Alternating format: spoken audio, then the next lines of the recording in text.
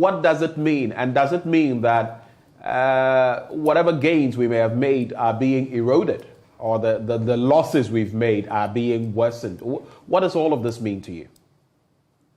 Well, I must say it's nothing new. It's something we've always talked about. And I was hoping that the later part of the documentary, you could see Madam Leader Edwa talking about the issues.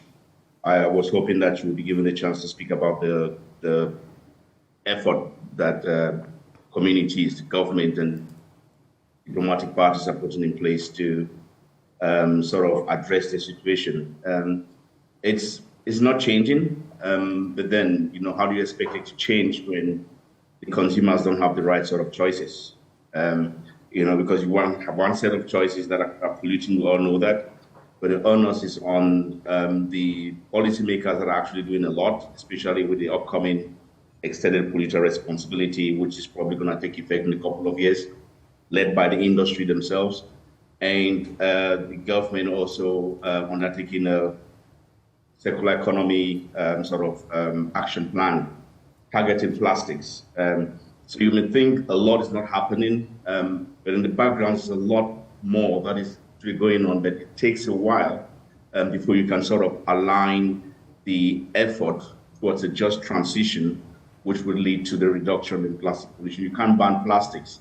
You need to actually undertake a that transition is painful, but it has to kind of take its time and get the right parties aligned, get the policy in line, get the sort of incentives and disincentives aligned, and then you can actually get towards pathway towards circular plastics.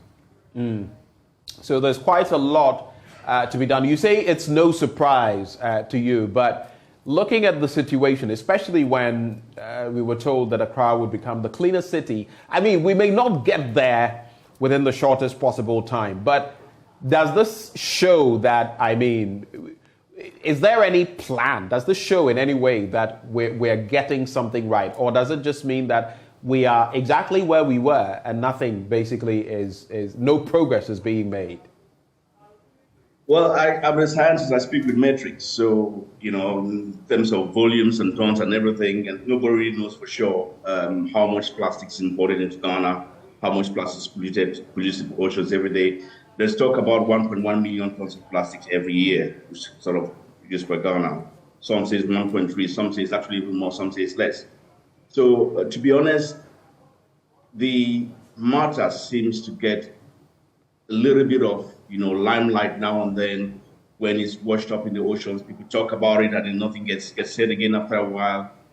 The whole advocacy is not consistent. And you would actually wonder who is going to actually lead this advocacy. Is it going to be the media? Is it going to be the government? Is it going to be policy? Who are those NGOs who will lead this transition in terms of advocating and actually making sure that people are aware about the choices that they can actually do themselves, kind of undertake themselves to lead towards a transition? So it is getting worse, yes, but there is a lot more that is going on in the background. Frantic efforts are going on in the background to address the situation across the civil community, across the government, across industry, and across diplomatic partners as well who are actually coming in to help.